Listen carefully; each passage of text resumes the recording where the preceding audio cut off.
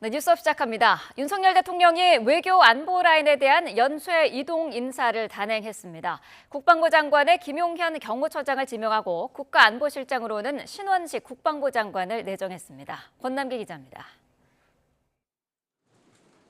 윤석열 대통령이 국방부 장관에 김용현 대통령 경호처장을 지명했습니다. 육군 삼성 장군 출신으로 대선 캠프에 합류해 현 정부 첫 경호처장으로 임명됐던 김 후보자는 윤 대통령의 고교훈련 선배이자 가장 가까이서 보좌하는 최측근 가운데 하나로 꼽힙니다. 통수권자이신 대통령님의 뜻을 받들어 강력한 힘을 기초로 한 확고한 안보 태세를 구축할 것입니다. 기존에 신원식 국방부 장관은 국가안보실장으로 내정됐습니다.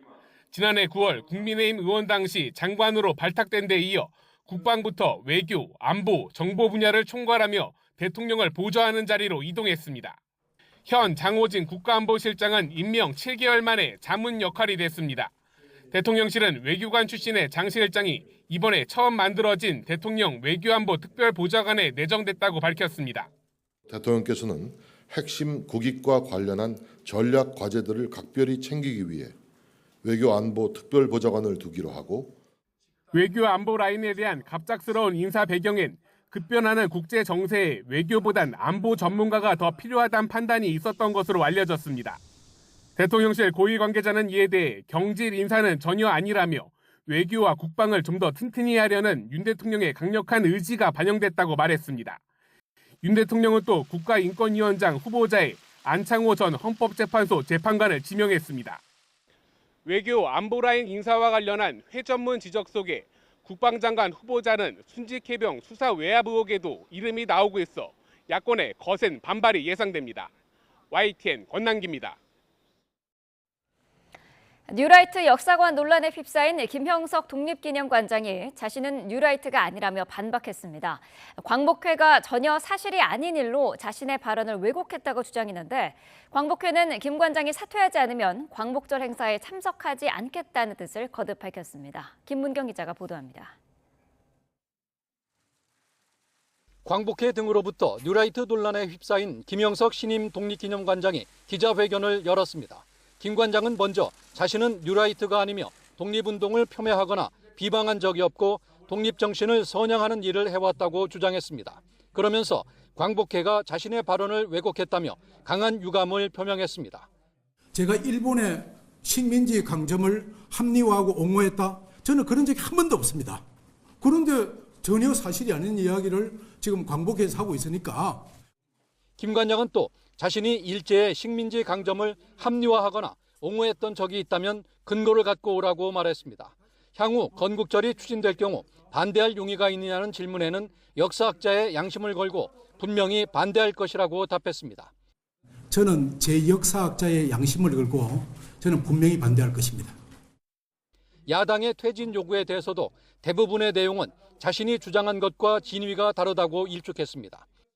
이런 가운데 이종찬 광복회장은 우원식 국회의장을 만난 뒤 김형석 관장의 사퇴를 거듭 주장했습니다. 정부의 입장을 공포를 해주고 이 인사가 철저히 잘못됐다는 것에서 철회하라 이게요.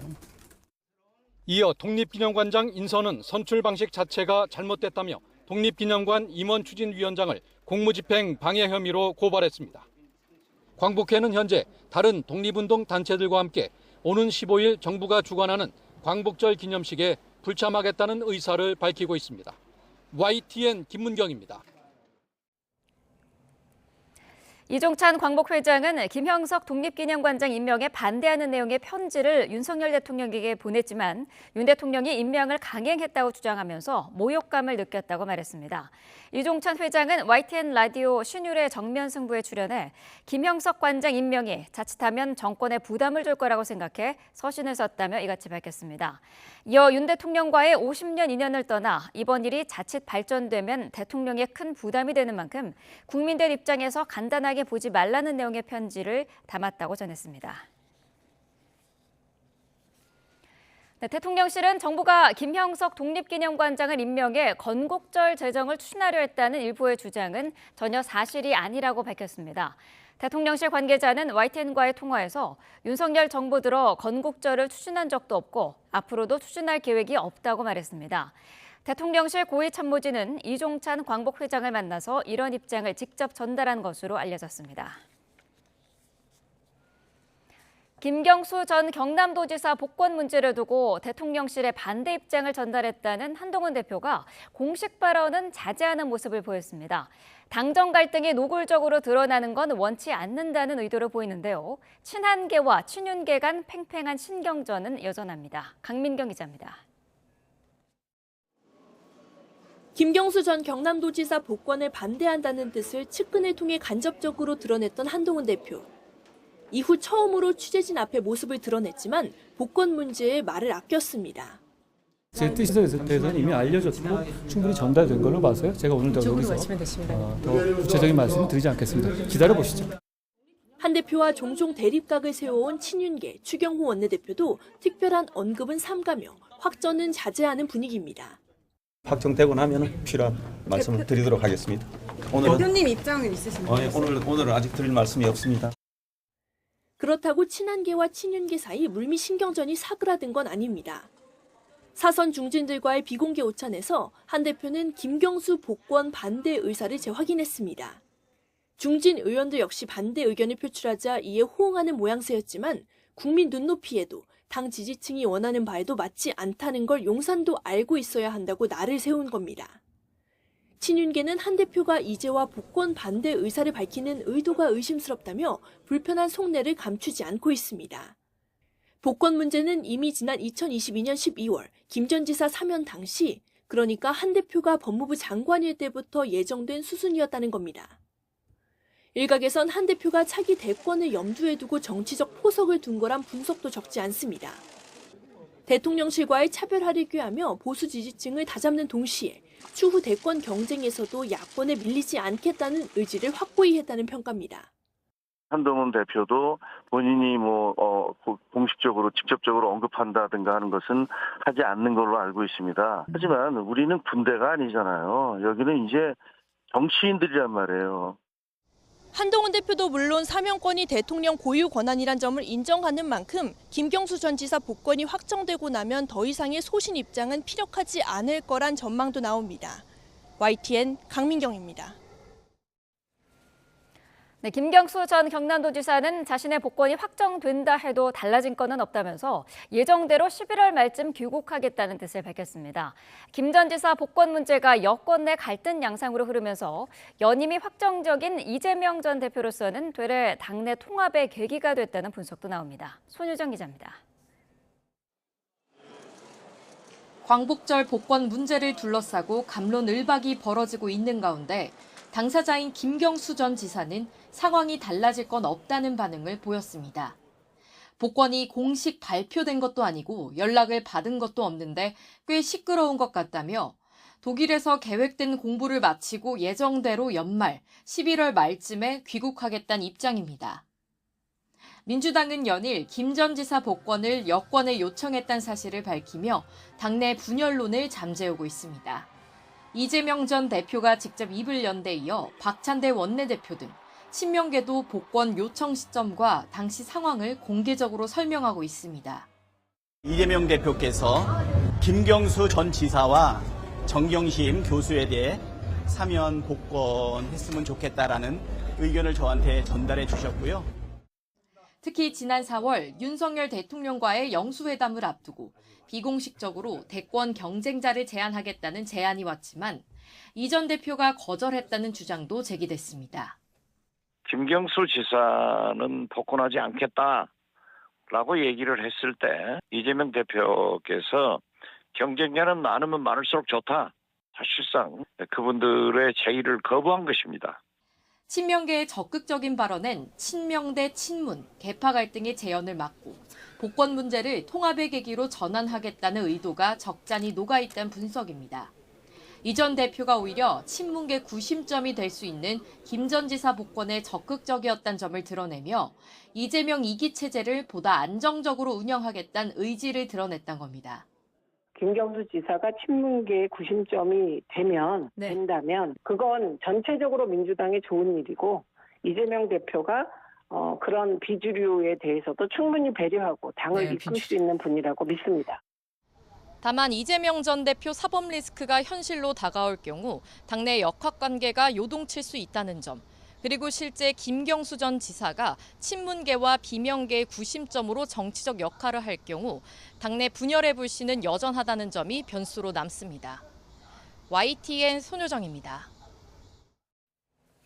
이란의 이스라엘에 대한 보복 공격이 초읽기에 들어간 것으로 보여 중동 지역에 커다란 전운이 감돌고 있습니다.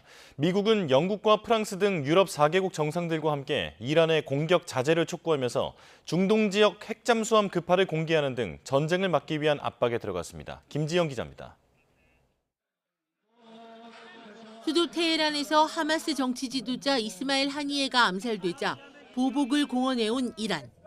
미국 폭스뉴스는 지역 소식통을 인용해 이란과 추종 세력들이 24시간 안에 이스라엘 공격에 나설 수 있다고 보도했습니다. 백악관 역시 이번 주 내 공격 가능성을 확인하고 우려를 나타냈습니다. We do share the assessment made by our Israeli counterparts that that something could happen as soon as this week by Iran and its proxies. 전운이 감돌면서 서방은 미국을 중심으로 긴박하게 움직이고 있습니다. 바이든 미국 대통령은 영국과 프랑스, 독일, 이탈리아 등 4개국 정상과 통화하고 이란의 이스라엘 공격 자제를 촉구했습니다. 미국은 또 하마스의 불참 통보에도 오는 15일로 예정된 휴전협상 재개를 기대한다는 입장을 재확인했습니다. 이와 함께 중동 지역에 핵 잠수함을 급파하고 항공모함 타격 전단을 추가 배치했습니다. 미군이 잠수함 배치 계획을 공개하는 건 이례적인 일로 이란을 겨냥해 경고의 메시지를 보낸 것으로 해석됩니다. 하지만 이란 대통령은 국제법상 침략에 대응할 권리가 있다며 보복 방침을 분명히 했고 이스라엘은 공격에 대비해 군 경계 태세를 최고로 끌어올렸습니다. חיזבאללה מתכנן לפעול, אנחנו לא מחכים מנגד. תוקפים כל הזמן ומסירים איומים ברגע שאנחנו מגלים אותם. אנחנו במוכנות שיא למשימה הזו. 이런 가운데 가자 지구 학교 공습을 둘러싸고 거센 비판에 직면한 이스라엘은 무장대원 사망을 추가 확인했다고 다시 해명했습니다. 그러면서 민간인 사상자는 하마스의 전투 방식 탓에 피할 수 없다고 주장했습니다. 그러나 안토니오 구테우스 유엔 사무총장은 가자에서 인명살상이 이어지는 것을 규탄하며 휴전 협상과 인질 석방을 요구했습니다. YTN 김지영입니다. 뉴욕 증시가 혼조세로 마감했습니다. 뉴욕 증권거래소에서 다우존스 30 산업평균지수는 전장보다 140.53포인트, 0.36% 내린 39,357.01의 거래를 마감했습니다. S&P 500 지수는 전장보다 0.23포인트 오른 5,344.39, 나스닥 종합지수는 35.31포인트 상승한 16,780.61의 장을 마쳤습니다. 전문가들은 최근 급반등에 따른 피로감과 중동 지역 정세가 불안정해지면서 경계심이 팽창했다고 분석했습니다.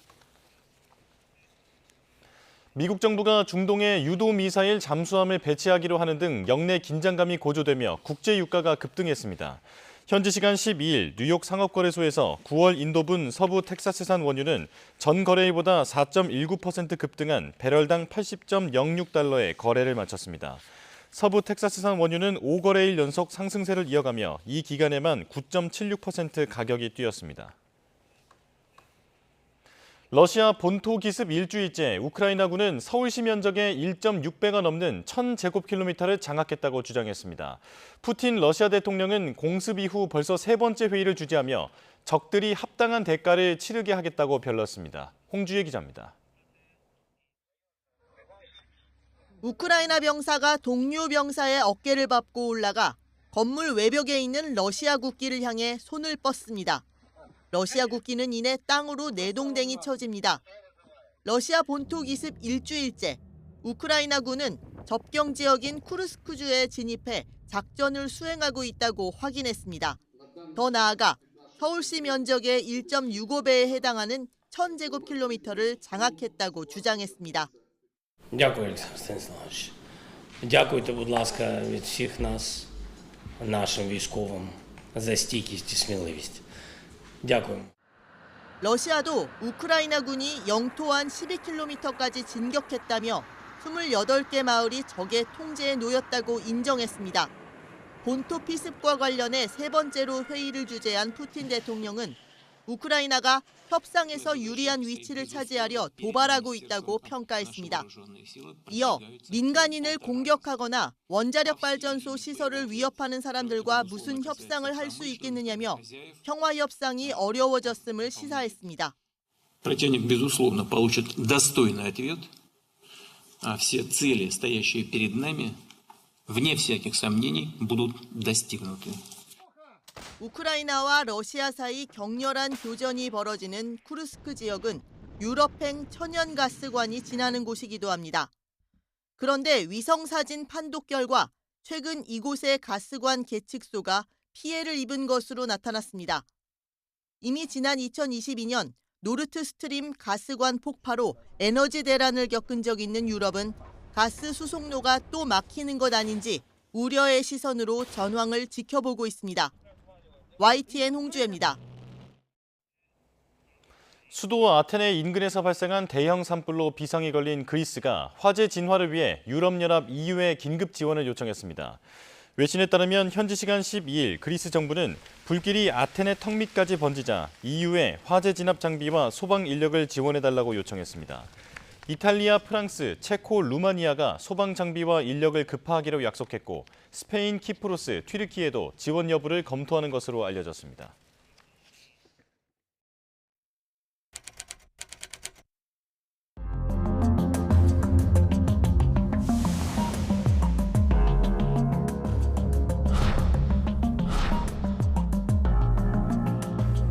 오후 4시 43분 일본 규슈 남동부 미야자키현 앞바다에서 규모 7.1의 강진이 발생했습니다.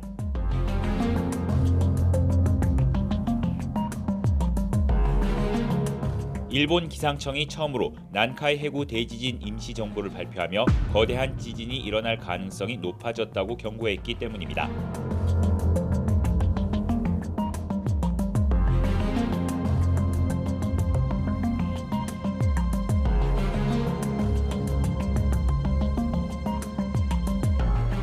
특히 전문가들은 난카이 대지진은 동일본 대지진과 달리 우리나라 남해안과 가까워 상당한 충격이 있을 수 있다고 전망합니다.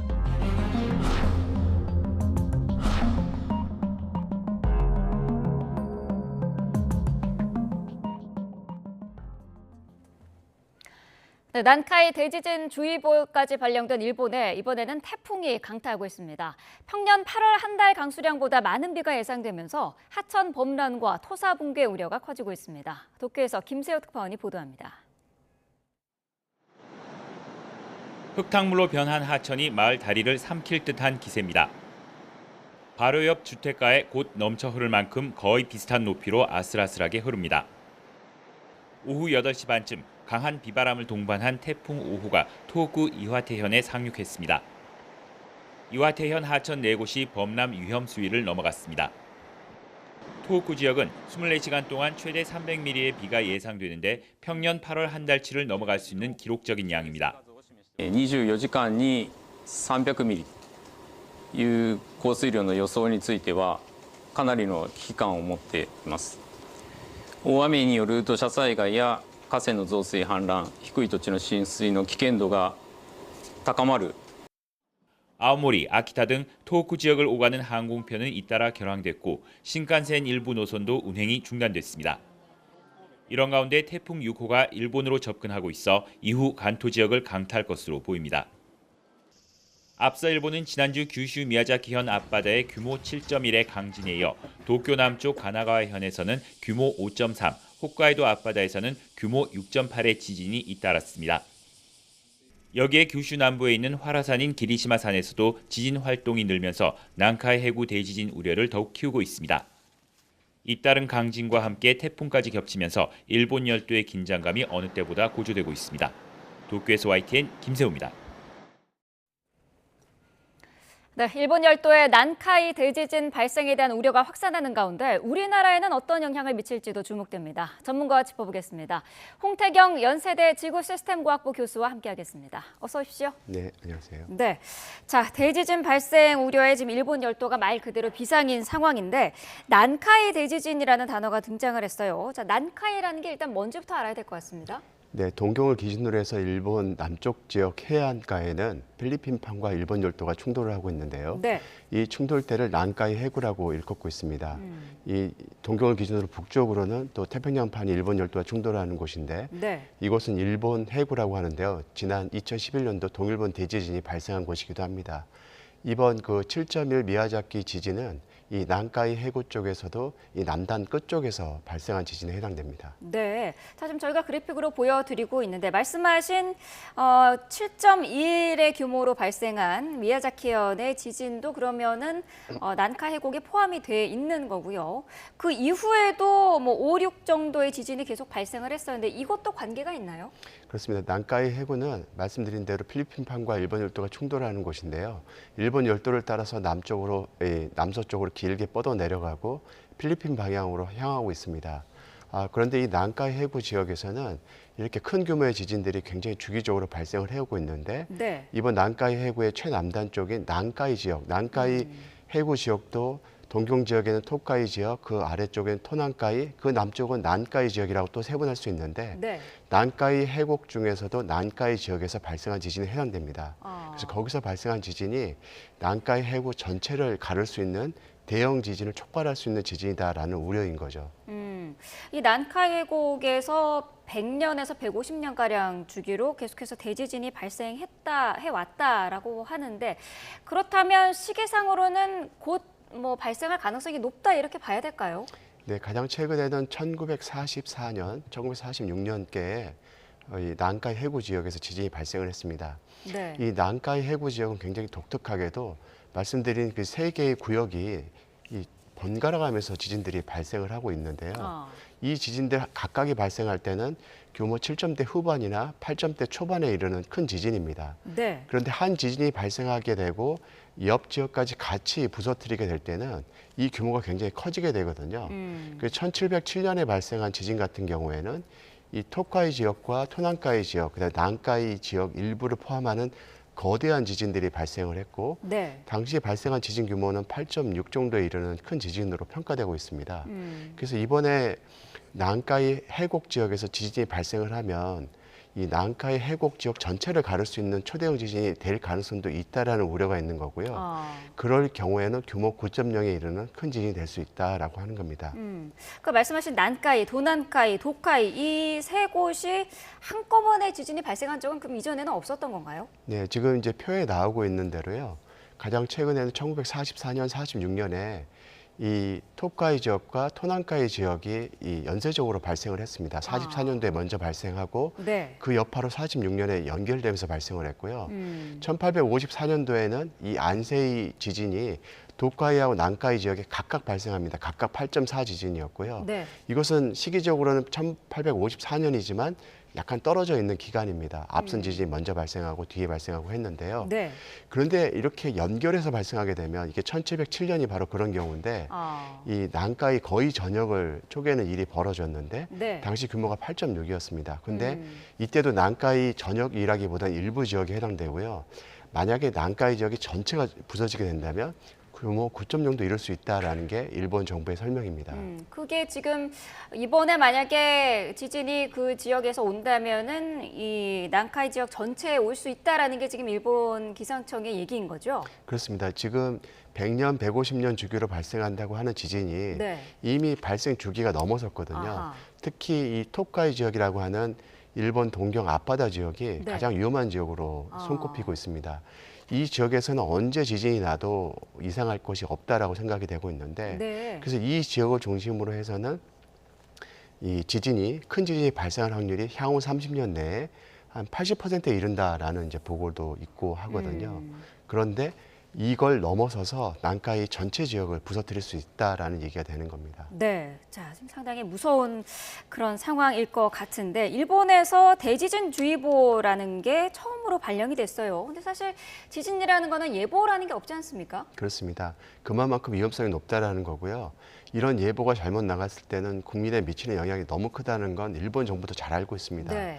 그만큼 위험하기 때문에 경보를 내린 상황이고 특히 2011년도 동일본 대지진이 발생할 때 보면 규모 9.0 지진이 발생하기 이틀 전에 규모 7.3 지진이 먼저 발생했습니다. 네. 당시에 그 지진이 발생했을 때는 그 지역에서 발생할 수 있는 큰 지진이 발생했다라고 생각했고 그 지진이 본진이라고 판단을 했던 거죠.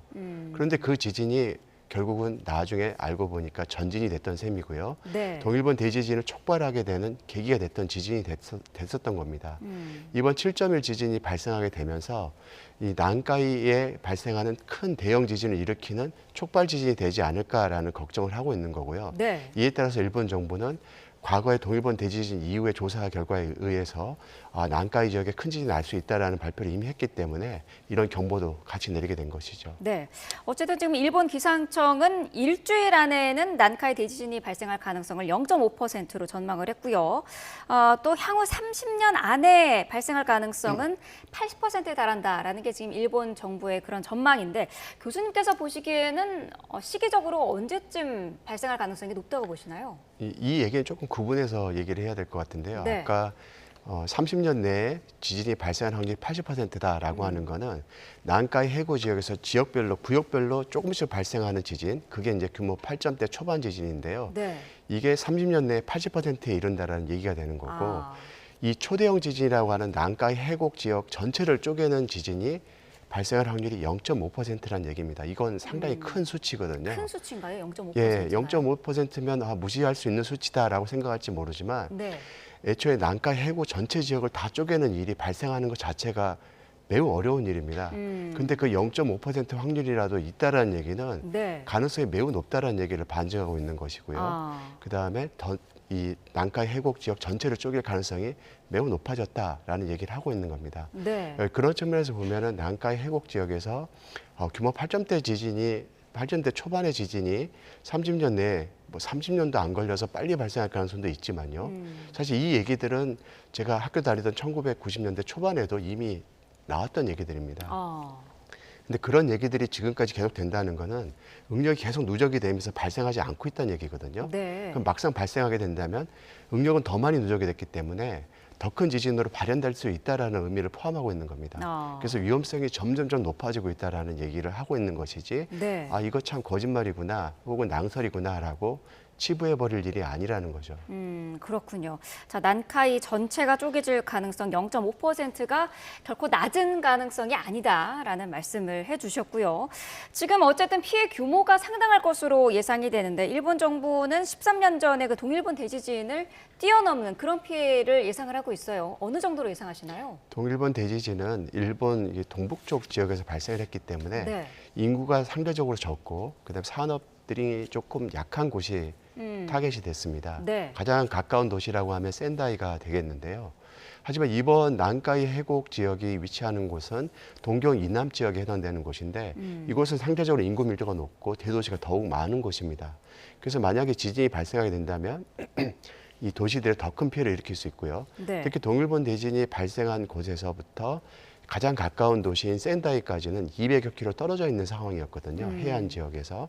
근데 이 난카이 해곡 지역은 일본 해안가로부터 보다 더 가까운 곳에 위치하고 있습니다.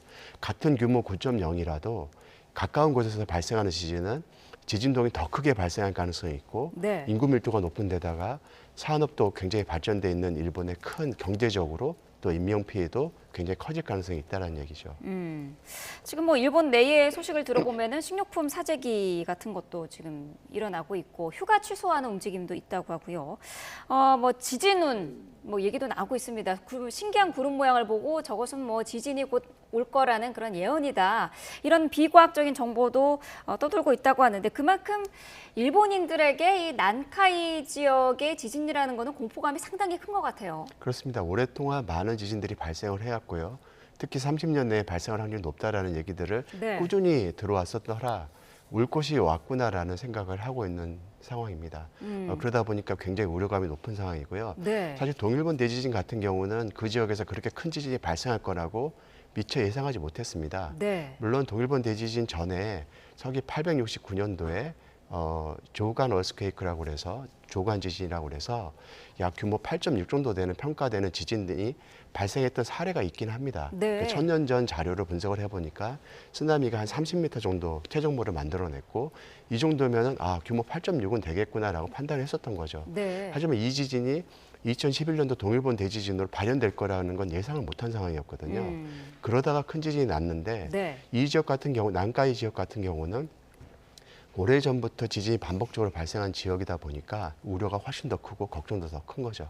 네, 저희가 뭐 조금 전에 그 구름 이야기도 했습니다만 혹시 실제로 지진을 좀 미리 좀 알 수 있는 그런 전조 증상이랄까요? 그런 게 있습니까? 예, 지진운, 지진광 등 뭐 여러 얘기들이 나오고 있습니다. 네. 예, 학술적으로는 지진운, 지진광 등을 설명할 수 있습니다. 진짜 단층 면상에 응력이 누적이 되게 되면 앞전 현상으로 이 전하가 이 대기 중에 정렬이 일어나게 되고요. 네. 그 결과로 지진운이나 지진광이 발현할 수 있습니다. 이건 실험적으로도 굉장히 실험이 가능한 상황인데요. 문제는 뭐냐면은 이런 지진운과 지진광이 꼭 지진 때문에 만들어지는 게 아닙니다. 저런 모양을 띠는 현상이 꼭 지진 때문에 만들어지는 건 아니고요. 네. 또 큰 지진이 난다고 해서 반드시 관측되는 것도 아닙니다. 그러다 보니까 저런 현상이 보인다고 해서 저게 지진 전조 현상이구나. 라고 판단하기 어려운 거죠. 그래서 이 학술적으로는 저런 현상이 보이더라도 저걸 지진 예지로 보지 않고 있고요. 네. 다른 현상들을 오히려 지진 예지로 활용하고 있는데 그것들은 이제 미소 지진이라든가 전진 등이 급증하는 현상들을 이제 판단하기도 하고 네. 응력이 누적되는 양들을 또 판단할 수 있거든요. 그래서 응력 누적 양들을 판단해 보고 이곳에서 발생할 지진이 어느 정도 되겠구나라는 것을 선제적으로 판단하기도 합니다. 네, 그렇군요. 자, 아무래도 이웃 국가이기 때문에 우리나라에 미칠 영향이 궁금한데 난카이 대지진이 발생할 경우에 우리나라 좀 남해 쪽에 가까울 것 같은데요. 어느 정도 피해를 예상해 볼 수 있을까요? 예, 이번 미야자키 지진은 이 남해까지 거리가 한 400여 킬로 조금 넘는 거리들에 위치하고 있는데 네. 관측 자료를 보게 되면 우리나라 이제 기상청에 기록된 자료들이죠. 최대 지진동이 1cm 정도 움직이게 됩니다. 그러니까 위아래로 1cm니까 실제로는 2cm 정도 움직인 상황인데요. 네. 그런데 이 만약 규모 9.0의 지진이 바로 난카이 그 자리에서 발생하게 되면 규모 7.1 지진보다 약 1000배가량 더 큰 지진이고요. 네. 1000배가량 더 크게 되면 지진동은 그 루트 1000이 돼서 한 30배가량 더 큰 지진동을 만들어냅니다. 그럼 쉽게 생각을 하자면 지금 관측된 1cm 위로 아래로 움직였던 지진 파형이 위로 30cm, 아래로 30cm, 도합 한 60cm 폭을 가지고 움직일 수 있다는 얘기가 되는 거죠. 네. 이제 그렇게 되면 우리나라 남해안 연안에 있는 도시들의 지진동이 상당히 전파될 수 있다는 우려가 되는 거고요. 일본 열도 같은 경우에는 이 내진 성능이 우리나라보다 훨씬 강화된 내진 성능을 쓰고 있는데 그렇죠.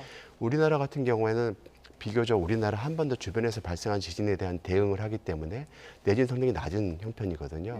그렇게 그 예상치 못한 지진동이 발생하게 될 때는 네. 지진 피해가 커질 가능성도 있다는 생각을 할 수 있습니다. 네, 저희가 앞서서 그래픽으로 보여드렸습니다만은 난카이 그 해역이 일본 반도 아래쪽에 있기 때문에 사실 여기서 지진이 나도 우리나라로 크게 넘어오지는 않을 것이다라는 예상을 할 수도 있을 것 같은데 진동 같은 경우에는 충분히 가능성이 높은 거네요. 그렇습니다. 이 지진 해일 같은 경우에는 일본 동쪽에서 발생하다 보니까 일본이 가로막고 있어서 방파제 역할을 해서 네. 오히려 이 지진 해일은 한반도에 도달할 가능성이 매우 낮습니다. 그렇지만 거리가 가깝기 때문에 큰 지진에 의해서 지진동이 한반도로 바로 전달이 되게 되고 네. 그 지진동에 의한 효과가 커지게 되는데요.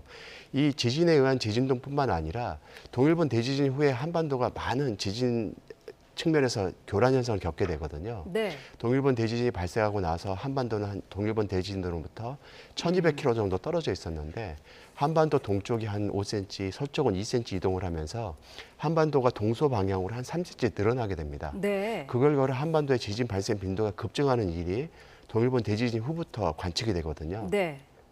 그 여파로 이제 경주 지진, 그다음에 이제 포항 지진은 물집 효과도 있긴 하지만 이 동일본 대지진 효과도 있는데요. 네. 이런 일들이 이제 연쇄적으로 영향을 미치게 되면서 규모 4.9 이상의 지진들이 급증하는 일들이 관측이 되기 시작합니다.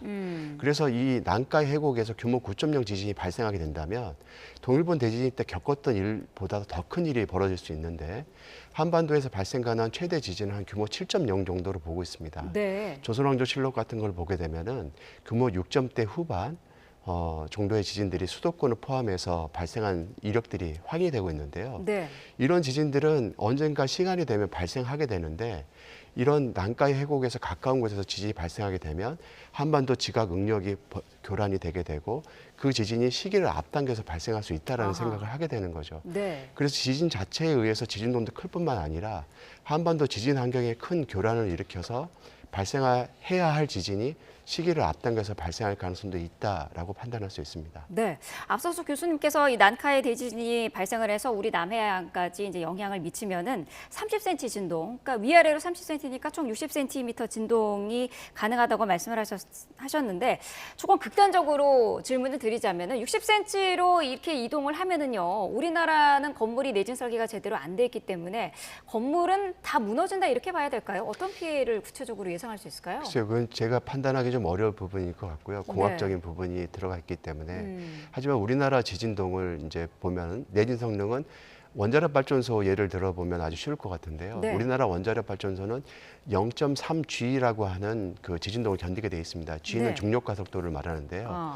땅이 흔들리는 정도를 0.3G까지 견디게끔 디자인돼 있다는 겁니다. 네. 중력 가속도의 30% 흔들리는 정도까지는 견딘다는 얘기인데 일본 열도 같은 경우는 일본 열도에 있는 원자력 발전소는 1G가 넘어서는 원자력 발전소들이 많습니다. 네. 그러니까 우리나라가 가장 강력하다고 하는 원자력 발전소조차도 내진 성능이 그 정도니까 다른 민간 건축물 같은 경우는 훨씬 낮은 내진 성능을 구축하고 있다라고 판단하시면 되겠습니다. 네. 자, 이제는 뭐 한반도도 더 이상 지진 안전지대가 아니다라는 평가도 나오고 있기 때문에 여러 가지 대비를 좀 늦었지만 해야 될 것 같은데 어떻습니까? 내진 성능을 건물에 지금이라도 넣어야 되는 게 맞는 것인지 어떤 대비가 좀 더 필요할까요? 지금도 내진 성능은 이제 구현하고 있는데 네. 문제는 뭐냐면 이 내진 성능을 구현할 때 쓰는 지진 제해도라고 하는 것이 네. 한반도 주변에서 발생하는 지진을 대상으로 지진 제해도를 작성하게 됩니다. 그러다 보니까 이 난카이 해곡에서 발생하는 지진의 발생 빈도나 최대 지진을 미처 계산에 넣지 못하게 되는 일들이 벌어졌었고요. 그래서 지진 제해도를 만들 때 일본에서 발생한 지진들도 충분히 반영해야 되는 상황입니다. 그래서 충분히 반영을 해서 1000년에 한 번이라도 발생할 만한 그런 큰 지진을 대비하는 것들이 필요하고요. 네. 특히 원자력 발전소라든가 내진 성능이 크게 강화되는 시설물에 대해서는 특별히 더 고려를 해야 되는 상황이라고 할 수 있습니다. 네, 알겠습니다. 자, 일본 열도를 흔들고 있는 난카이 대지진 우려와 한반도에 미치는 영향까지 짚어봤습니다. 홍태경 연세대 지구시스템과학부 교수와 함께했습니다. 오늘 말씀 감사합니다.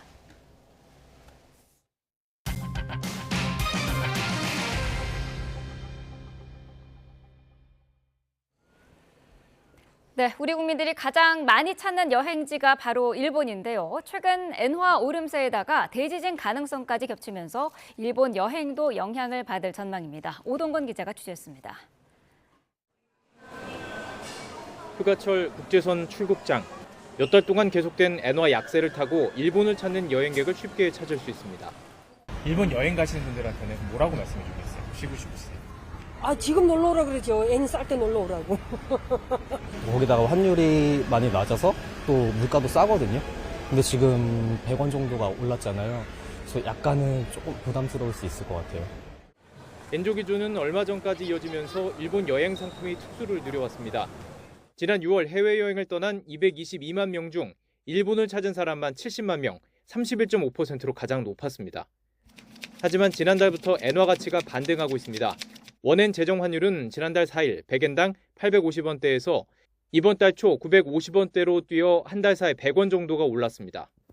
여기에 지난 8일 규슈 미야자키현 앞바다에서 규모 7.1 지진이 발생한 뒤 일본 기상청이 대지진 주의보를 발표하며 일본 여행객의 불안감이 커지고 있습니다. 밤새 또 계속 카페나 이런 정보를 찾아서 보기는 했는데 앱 같은 거 좀 깔아놓고 혹시 일이 생길 걸 대비해서 보험 같은 거는 다 가족별로 들어놓고 탁자 밑에 들어가서 베개나 그런 걸로 머리 감싼 뒤에 지진 멈출 때까지 기다리고 나서 일본 여행 포털 카페에도 지진 걱정에 여행 취소를 고민하는 글들이 올라오고 있습니다. 여행사는 아직 여행 취소까지 이어지진 않지만 현지 상황을 문의하는 사람들은 늘었다고 밝혔습니다. 취소에 대한 문의보다는 이제 현지 행사가 정상적으로 이루어지고 있는지, 앞으로 잘 진행되는지 이런 문의가 좀 더 많은 것으로. 전문가들은 장기적으로 일본 여행 수요에는 타격이 불가피하다고 보고 있습니다. 코로나 이후 다시 기지개를 펴려는 여행업계가 티몬 UF 사태에 타격을 받은 이후 일본 대지진 공포가 겹치면서 적지 않은 영향을 받을 것으로 보입니다. YTN 오동건입니다. 밤더위가 길게 이어지면서 서울은 열대야 연속 일수 역대 3위를 기록했습니다. 밤낮 없는 강도 높은 무더위에 온열 질환자의 약 30%는 야간 시간대에 발생하고 있는 것으로 나타났습니다. 김민경 기자입니다. 올여름 긴 열대야의 원인은 무엇일까? 한반도 주변의 해수면 온도가 평년보다 1에서 3도가량 높은 데다 남서쪽에서 따뜻하고 습한 수증기가 계속 유입되면서 밤사이 기온 하강을 저지하고 있기 때문입니다.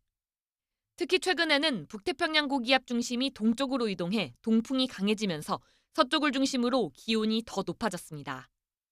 낮밤을 가리지 않는 긴 무더위에 누적 온열 질환자도 2,000명을 넘었습니다. 이 가운데 27%는 저녁 6시부터 오전 10시 사이, 밤 시간대를 포함해 발생했습니다. 밤에도 기온이 내려가지 않아 몸이 열을 식히지 못하고 수면 환경이 덥고 습해 체온 조절이 더 어려워지는 겁니다. 찬물이나 뜨거운 물보다는 미지근한 물을 마셔서 체온을 떨어뜨릴 준비하는 것이 좋습니다. 노년층, 신장질환, 당뇨병 환자에서 해가 진 저녁 시간 이후에도 갈증이 지속되거나 기운이 없는 증상이 지속되는 경우에는 심야 시간이 아닌 저녁 시간에 의료기관에 미리 방문하는 것도 예방의 방법이 되겠습니다. 일부 산간 지역을 제외한 전국의 19일째 폭염특보가 이어지고 있는 가운데 어제도 한낮에 경기 여주 점동면은 38.7도, 전북 순창 36.7도, 서울도 34.1도까지 치솟는 등 전국 대부분 지역에서 33도 이상 올랐습니다. 기상청은 폭염과 열대야가 다음 주 중반까지 앞으로 열흘 정도 더 이어질 걸로 전망했습니다. 당분간 전국 대부분 지역의 최고 체감온도가 35도 내외로 습한 무더위가 이어지겠고 서쪽 지역과 해안을 중심으로 열대야가 나타나는 곳도 많겠습니다. 일본 동쪽의 태풍도 변수인데 한반도 주변 기압계에 영향을 미치며 동풍을 강화해 더위가 심해지고 오래 이어질 가능성도 있습니다. YTN 김민경입니다. 냉방기 사용이 늘다 보니 냉방병 환자도 많은 요즘이죠. 그런데 코로나19도 동시에 확산하면서 증상이 비슷해 환자들이 혼란을 겪는 경우가 많습니다. 구분법을 김주영 기자가 전해드립니다. 낮에도 밤에도 더위에 지치는 날들이 이어지고 있습니다. 에어컨을 빵빵하게 틀면 그나마 견딜 수 있지만 대신 불청객이 찾아오기 마련입니다. 바로 냉방병입니다. 찌는 듯한 더위 속에서도 한기가 느껴지고 몸살 기운까지 겪게 됩니다. 에어컨이 켜진 실내는 온도가 너무 낮고 밖은 너무 덥고 그런 상황에 놓이면 적응을 잘 못하게 되면 두통이라든지 신경통이라든지 소화불량이라든지. 그런데 최근 더위와 함께 코로나19가 다시 확산되면서 고민거리가 늘었습니다. 아프긴 한데 초기 증상이 비슷해 냉방병과 코로나19 가운데 어떤 것에 걸린 것인지 알기 어렵기 때문입니다. 일단 둘 다 초기 증세는 콧물, 재채기 등 호흡기 증상, 소화불량, 피로감 등으로 비슷합니다. 차이는 그 이후부터 나타납니다. 냉방병은 으슬으슬 몸이 떨리는 증세까지 나오다 두통 등으로 연결되지만 몸을 따뜻하게 하고 쉬면 나아집니다. 하지만 고열이 계속되고 목 아픈 증상이 지속되면서 후각과 미각 상실이 나타나면 코로나19를 의심해봐야 합니다. 냉방병은 열이 나지 않는 그런 질병입니다. 그냥 가벼운 감기 같은 증상이라고 보시면 되고 코로나19는 독감처럼 고열과 근육통이 심한 그런 질환입니다. 예방법도 차이가 있습니다. 냉방병은 일정 시간마다 냉방기를 끄고 환기를 해야 하며 실내 온도는 25에서 26도를 맞춰야 막을 수 있습니다. 반면 코로나19는 개인 위생을 철저히 지키고 고위험군은 해마다 백신을 맞는 것이 좋습니다. YTN 김주영입니다.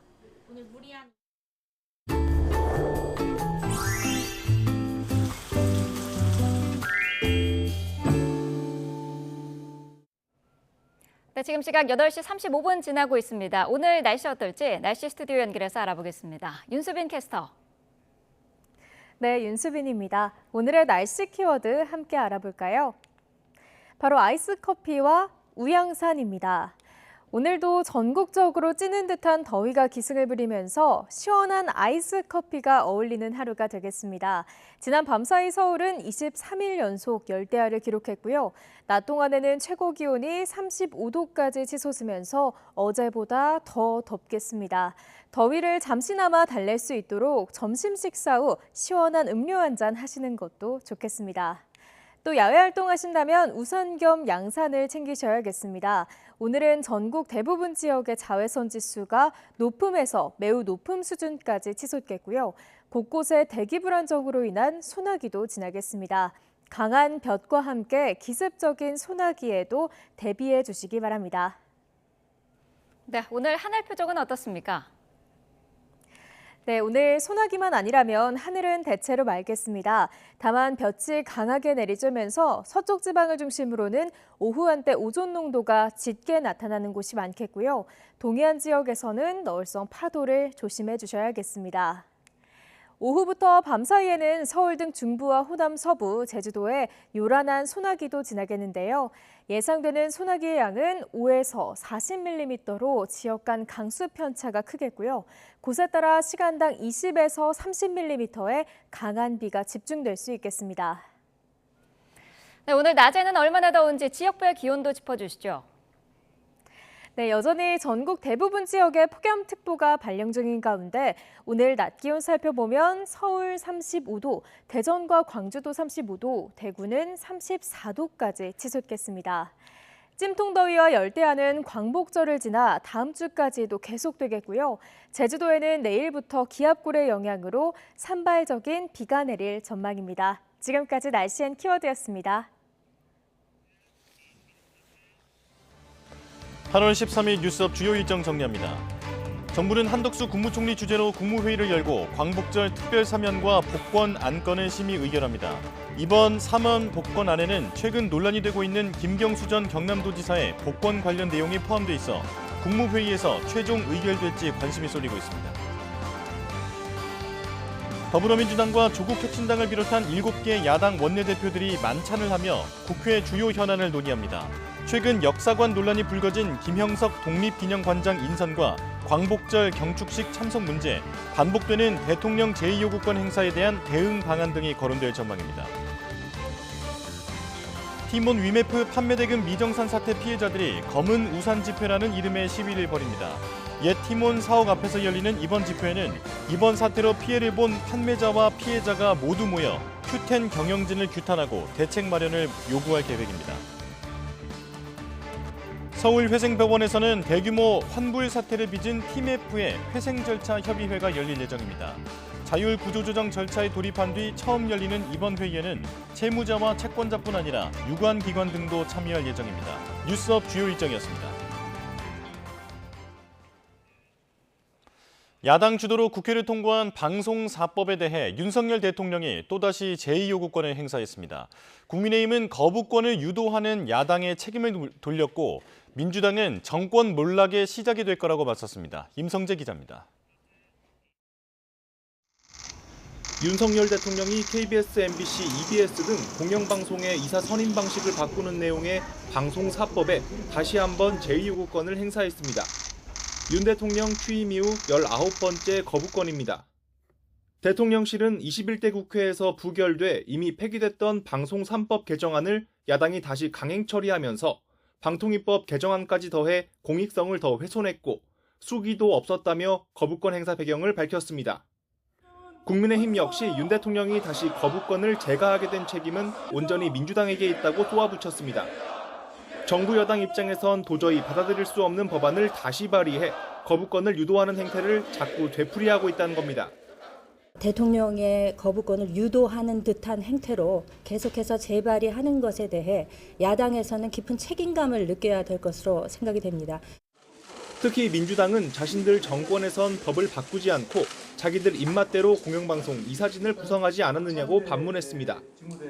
정권이 바뀐 뒤에서야 무리하게 방송사법을 추진하는 건 그 의도가 방송 장악에 있다는 걸 스스로 인정하는 거란 취지입니다. 민주당은 그러나 방송 장악을 위한 거부권 행사는 정권 몰락의 시작이 될 거라며 공세 수위를 끌어올렸습니다. 거부권 행사 배경에 정권의 실정을 감추겠다는 속셈이 있다는 걸 국민들이 모를 리 없다는 겁니다. 사회적 공감대도 없이 거부권을 행사하고 있는 것은 윤석열 대통령 자신입니다.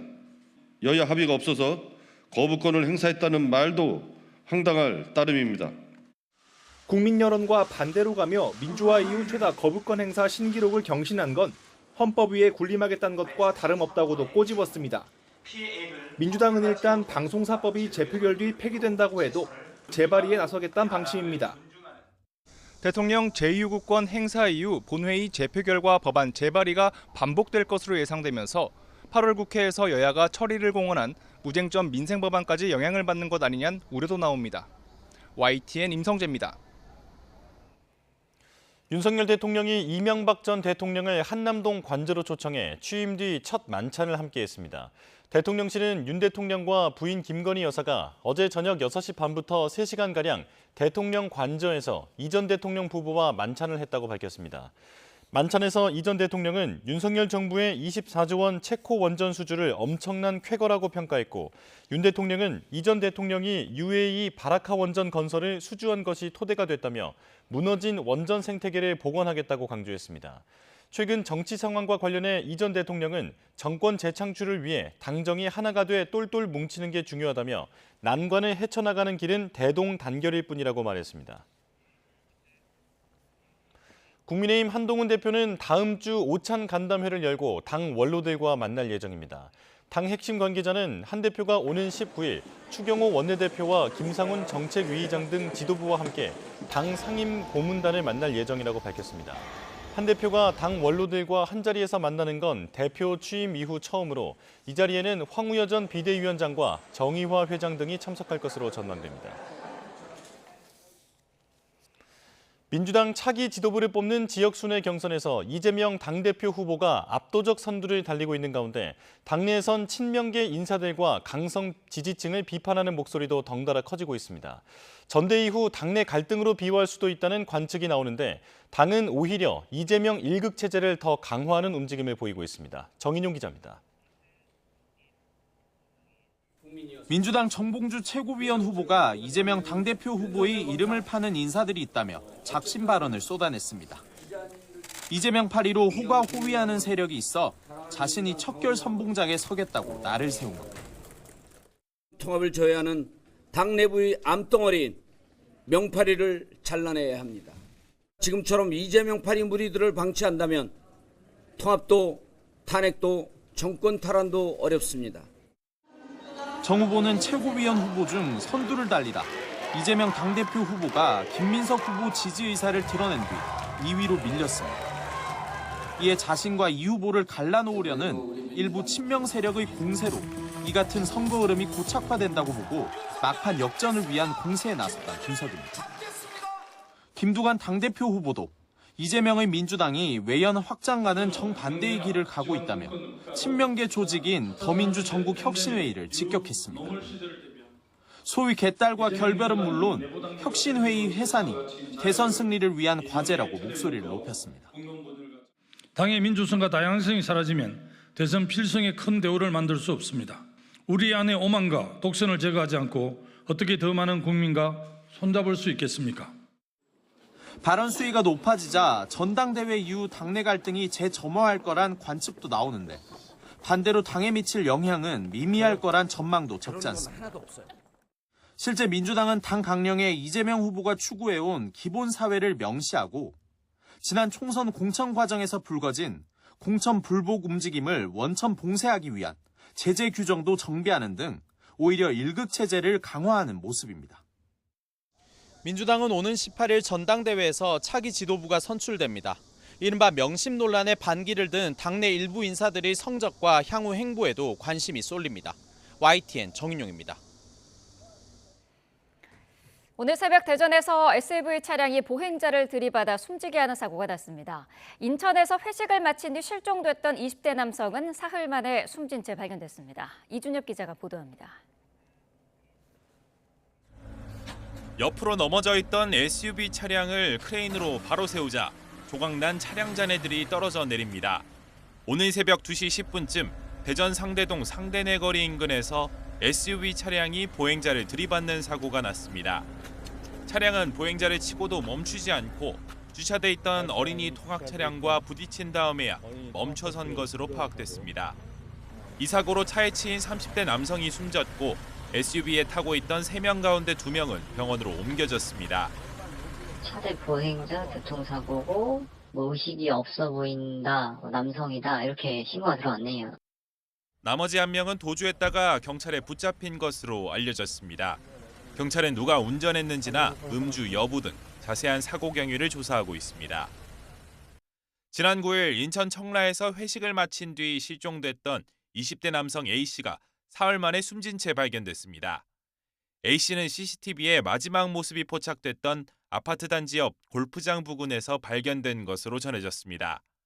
경찰은 범죄 연루 가능성은 낮은 것으로 보고 있습니다. 어제 오후 5시 40분쯤에는 충북 괴산군 청천면에 있는 사담 계곡에서 20대 남성이 물에 빠져 구조됐지만 결국 숨졌습니다. YTN 이준엽입니다.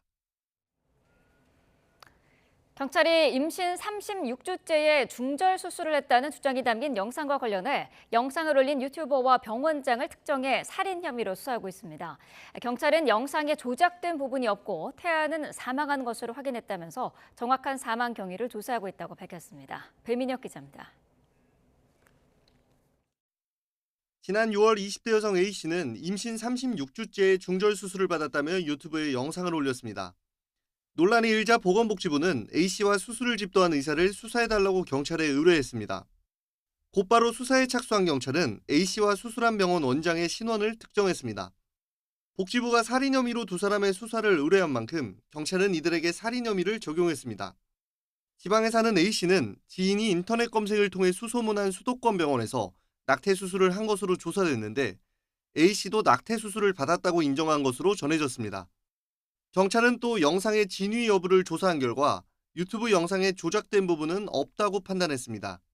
이와 함께 병원 압수수색에서 확보한 진료 기록을 통해 태아는 사망한 것으로 확인했다고 말했습니다. 경찰은 태아 사망을 실제 낙태로 볼 것인지 살인이나 사산으로 볼 것인지 검증하는 게 수사의 핵심이라는 입장입니다. 태아가 살아있는 상태로 산모 몸 밖에 나왔다면 살인죄가 적용될 수도 있습니다. 또 낙태의 경우 지난 2019년 헌법재판소가 낙태죄에 대해 헌법 불일치 결정을 내린 뒤 국회에서 관련 입법이 지연돼 처벌 근거가 없는 상태입니다. 태아가 모체 밖으로 분리되어 있을 때 민법상으로도 이제 그때부터는 독립된 인격체 사람이다라고 지금 본다고 한다면 그 낙태의 방법은 어떻게 이루어진 것인지 이런 부분들이 사실 수사가 필요할 것 같은데요. 다만 경찰은 병원 내부에 CCTV가 없어 의료감정 등을 통해 전문가들의 의견을 듣는다는 방침입니다. 또 의료법이 개정돼 지난해 9월부터 환자가 의식이 없는 상태에서 수술하는 병원은 수술실 CCTV 설치가 의무화된 만큼 이를 지키지 않은 데 대해 의료법 위반 혐의를 적용할지도 검토하고 있습니다. YTN 배민혁입니다.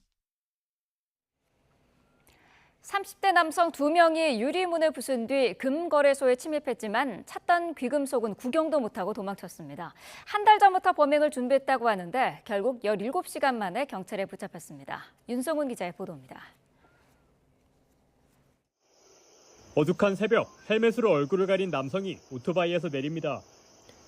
그러더니 곧장 문이 닫힌 가게로 달려들어 준비해온 둔기로 유리문을 맹렬하게 깨부수기 시작합니다.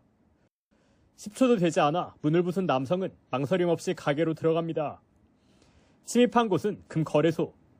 그러나 진열장에 귀금속이 보이지 않자 당황한 듯 머뭇거리다가 금세 가게 밖으로 도주합니다. 실제 금거래소 안에는 5억 원 상당의 귀금속이 있었습니다. 하지만 진열장이 알루미늄 합금으로 된 자동 금고 형태로 돼 있다 보니 귀금속을 발견하지 못한 겁니다. 허탕을 친 이들은 타고 온 오토바이를 타고 경기 평택시에서 충북 청주로 이동했습니다. 경찰 추적을 피하기 위해 오토바이까지 버리고 택시를 이용해 청주의 한 모텔로 급히 몸을 숨겼습니다. 뒤쫓던 경찰은 재빠르게 동선을 추적해 17시간여 만에 절도미수 혐의로 30대 남성 2명을 모두 긴급 체포했습니다. 자해라든가 이런 우려 때문에 엘리베이터 타고 내려오는 걸 확인하고 저희가 1층에서 대기하고 있다가 엘리베이터 열고 나오는 거를 안전하게 긴급 체포할 수가 있었죠. 경찰은 친구 사이인 이들이 각각 수천만 원 억대 빚을 갚기 위해 범행을 저지른 것으로 파악했습니다. 이들이 한 달 전부터 범행에 사용할 둔기를 구입하는 등 치밀하게 준비한 것으로 보고 추가 범죄 사실이 있는지 조사하고 있습니다.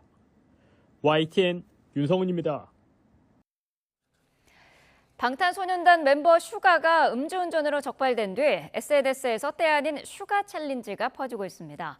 술병을 들고 운전하는 사진과 함께 슈가를 지지한다는 내용을 올리는 건데요. 이거는 지지가 아니라 악의적인 조롱이라는 주장이 나오면서 논란이 되고 있습니다. 화면으로 보겠습니다. We stand with you, Mimi. We stand with you, Suga. BTS paved the way. #Suga Challenge. 네, SNS에 올라온 영상입니다. 해외 사용자로 보이는데 한국 술병을 든 채 운전대를 잡고서 BTS의 슈가를 지지한다고 말합니다. 슈가는 앞서 지난 6일 밤 만취한 채 전동 스쿠터를 타다가 적발됐죠. SNS에는 이렇게 슈가 챌린지라는 꼬리표를 달고 차 안에서 술병 든 영상과 사진을 올리는 게 유행처럼 번지고 있습니다. 해외 팬들로 추정이 되는데 실제로 술을 마신 건지는 확인되지 않지만 슈가 적발에 항의하는 취지로 보이는데요. 그런데 다른 목소리도 있습니다. 일부 BTS 팬들이 이번 챌린지는 슈가를 위한 게 아니라 BTS를 조롱하려는 이른바 안티 팬들의 행위라고 주장을 한 겁니다. 자신을 BTS 팬클럽 아미라고 밝힌 한 사용자는 이 챌린지가 우리와는 무관하다. 다른 팬클럽에서 시작한 것이다라는 글을 올리기도 했고요. 이것은 아미가 아니다라는 의미의 꼬리표를 단 글도 잇따라 올라오고 있습니다.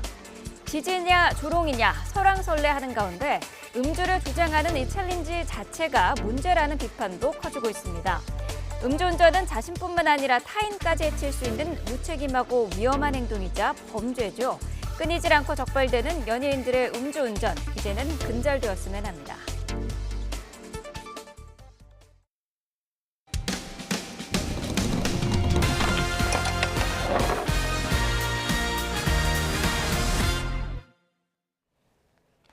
같은 대학 동아리에서 만난 남자친구에게 교제 폭력을 당했다는 제보가 YTN에 들어왔습니다. 피해자는 결별을 요구했다 구타까지 당해 경찰과 학교에 신고했지만 적극적인 조치가 없어 무용지물이었다며 불안을 호소했습니다. 윤태인 기자입니다. 서울의 한 대학에 다니는 A씨의 삶은 지난해 말부터 악몽입니다. 같은 학교 동아리 회원인 전 남자친구에게 결별을 통보하자 협박이 시작됐습니다. 응급실 구급차가 와서 응급실에 실려왔다. 이런 내용을 담은 문자 메시지를 보내기도 했고 A씨는 여기에 못 이겨 가해자와 재결합했지만 폭행이 이어졌고 다시 결별을 통보하자 이번에는 동아리 MT에서 온몸이 짓밟히며 구타를 당했습니다. 사건 직후 가해자는 자필로 쓴 반성문을 보냈지만 변명뿐이었습니다. 자신이 정신병이 있고 이별 통보까지 받아 제정신이 아닌 상태에서 술을 많이 마셨기 때문이었다거나 자신은 슬프고 힘든데 홀로 두고 떠났다며 A씨를 탓하기도 했습니다.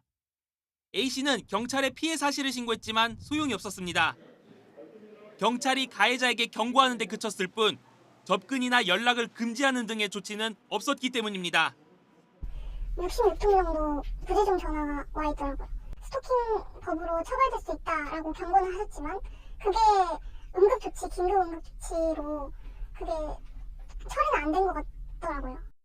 이렇게 피해가 이어지고 나서야 3개월 동안 100m 접근 금지, 통신 접촉 금지 등의 명령이 내려졌습니다. 학교에도 피해 사실을 알렸지만 별다른 대응이 없는 상황.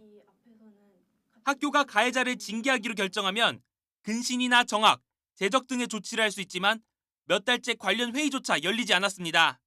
분명히 1학기 내에는 그 인권센터 내부에서의 대책위원회가 열릴 것이다라고 답변을 받았었는데 계속 미뤄지더니 지금은 8월 달에 대책위원회 회의 일정이 정해지면 또 다시 연락드리겠다.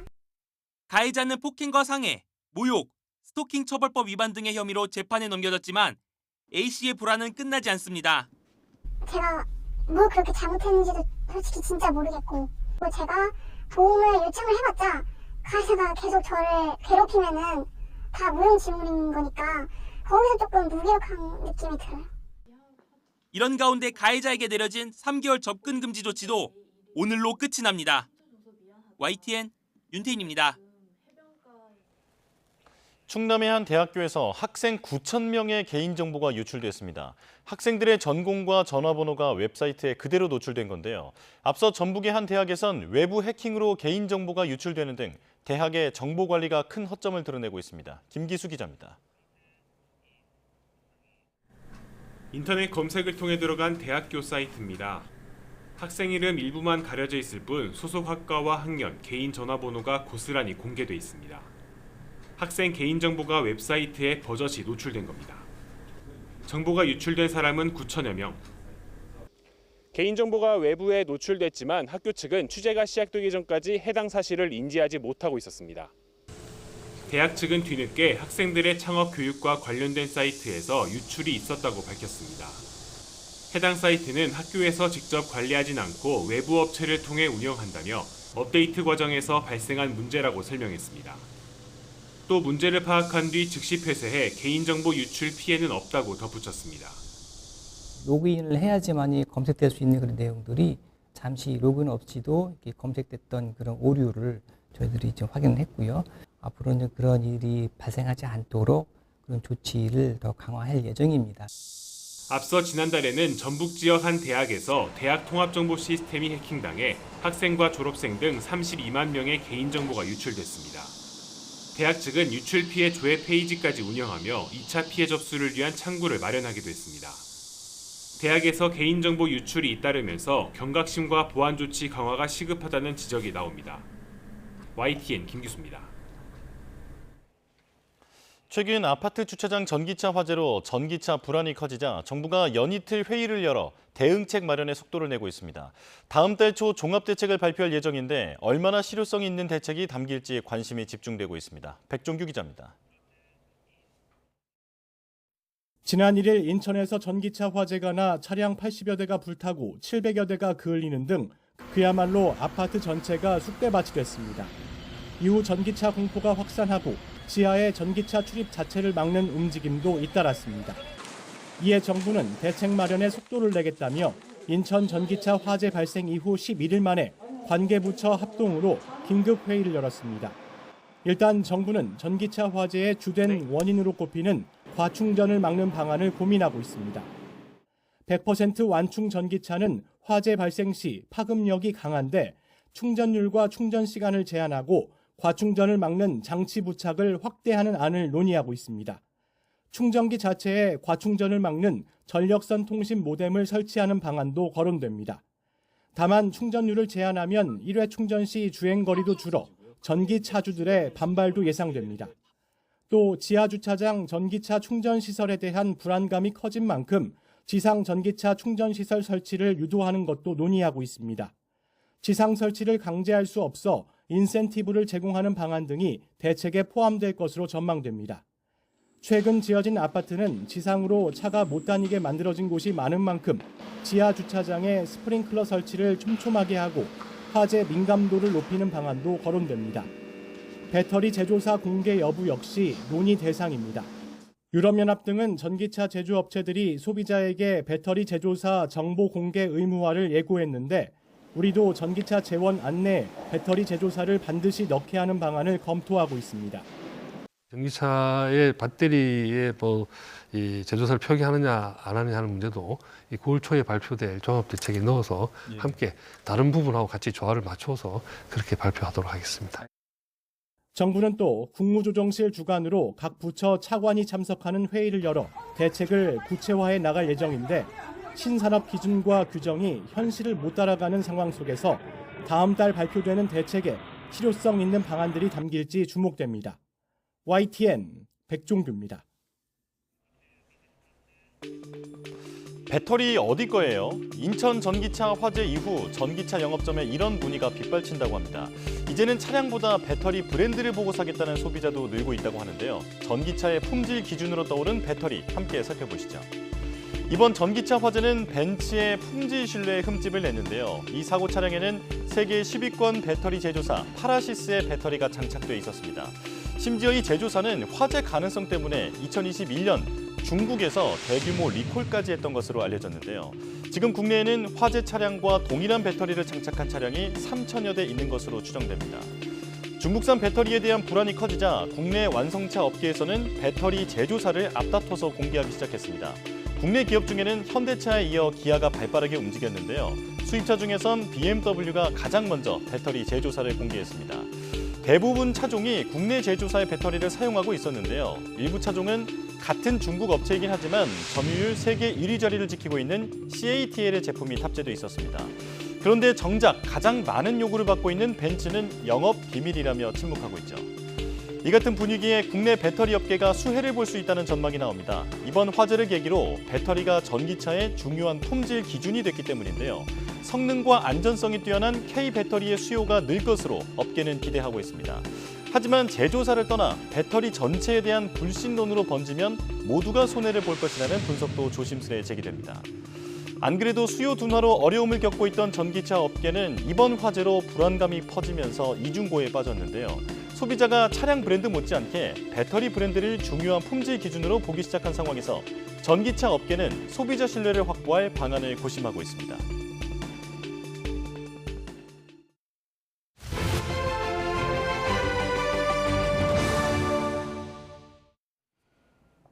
정부가 오늘 한덕수 국무총리 주재로 국무회의를 열고 광복절 특별사면과 복권 안건을 심의 의결합니다.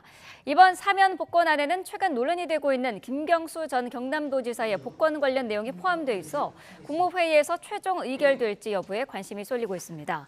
이와 함께 오늘 국무회의에서는 야당 주도로 국회 본회의를 통과한 이른바 노란봉투법과 전국민 25만 원 지원법에 대해서도 거부권 행사를 건의하는 방안 등이 논의될 예정입니다.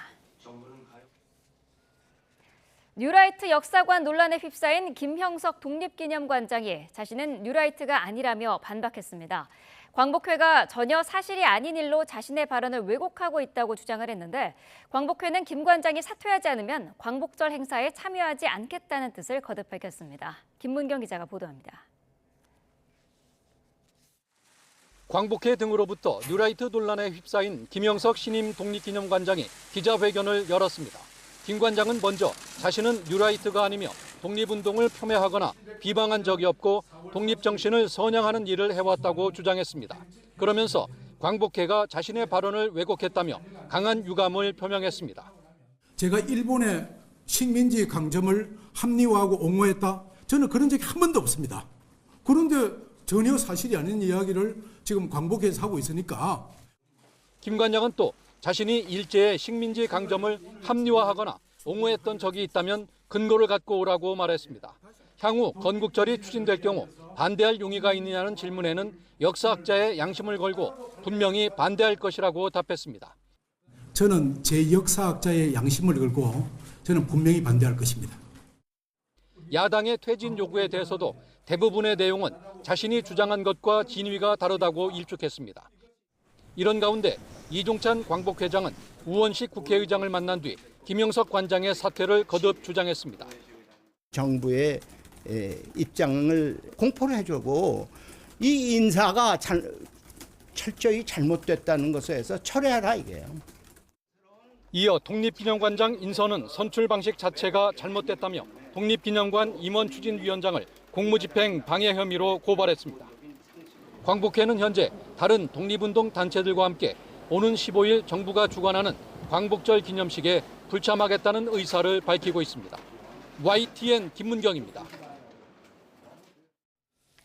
더불어민주당과 조국혁신당을 비롯한 7개 야당 원내대표들이 오늘 만찬을 하며 국회 주요 현안을 논의합니다. 이 자리에서는 최근 역사관 논란이 불거진 김형석 독립기념관장 인선과 광복절 경축식 참석 문제, 또 반복되는 대통령의 제2요구권 행사에 대한 대응 방안 등이 거론될 전망입니다. 윤석열 대통령이 신임 국방부 장관 후보자에 김용현 대통령 경호처장을 지명했습니다. 또 신원식 국방부 장관을 국가안보실장으로, 장호진 국가안보실장은 신설하는 외교안보 특별보좌관으로 각각 내정했는데요. 정진석 대통령 비서실장의 브리핑 내용과 김 후보자의 발언 내용 들어보겠습니다. 국방부 장관 후보자로 김용현 경호처장을 지명하였습니다. 후보자는 수도방위사령관, 합참작전본부장 등 군의 요직을 두루 섭렵한 국방안보 분야 전문가이며 합리적이고 희생적인 지휘 스타일로 군 안팎으로부터 두터운 신망을 받아왔습니다.